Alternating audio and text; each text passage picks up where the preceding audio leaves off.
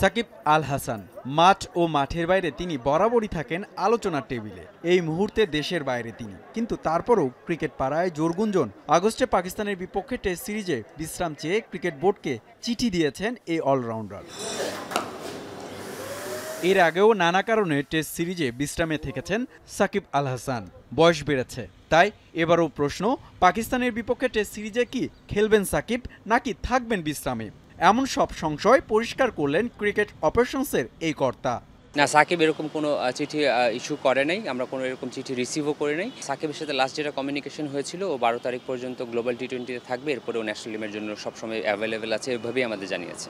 এর আগেও শ্রীলঙ্কার বিপক্ষে হোম সিরিজে বিশ্রামে ছিলেন সাকিব, তবে নির্ধারিত সময়ের ছুটির আগেই টেস্ট ক্রিকেট দিয়েই ফিরেছিলেন আন্তর্জাতিক ক্রিকেটে। সাকিব ফিরলেও এখনও ঢাকায় ফেরেননি হেড কোচ চান্ডিকা হাথুরুসিংহে। 19 জুলাই ফেরার কথা ছিল তার, কিন্তু 10 দিন পেরিয়ে গেলেও দেখা নেই হাতুরুর। কবে ফিরবেন? চান্দিকা হাথুরুসিং 2-1 দিনের মধ্যে বাংলাদেশে চলে আসবেন এবং উনি ক্যাম্পের শুরু থেকেই থাকবেন।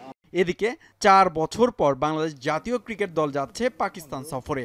21 আগস্ট প্রথম টেস্ট, আর দ্বিতীয় ও শেষ টেস্ট 30 আগস্ট করাচিতে। দেশটি পাকিস্তান বলেই 19 দিনের বাংলাদেশ দলের এই সফরের নিরাপত্তা নিয়ে উঠেছে প্রশ্ন। পাকিস্তান ক্রিকেট বোর্ড তাদের সিকিউরিটি প্রোটোকল পাঠিয়েছে, এটা আমরা বাংলাদেশের সরকারের গুরুত্বপূর্ণ যে দপ্তরগুলো রয়েছে এই ব্যাপারগুলো হ্যান্ডেল করে তাদের কাছে পাঠিয়েছি। এ ব্যাপারে কোনো অনিশ্চয়তা নেই। Bangladesh is very much happy to travel to Pakistan. পাকিস্তানের বিপক্ষে টেস্ট সিরিজ খেলতে 17 আগস্ট দেশ ছাড়ার কথা রয়েছে বাংলাদেশ জাতীয় ক্রিকেট দলের। বেস্ট প্লেয়ার সিলেক্ট করা উচিত, এরপরে তাদের যেখানে হুমায়ুন কবির রোজ, এখন ঢাকা। আমাদের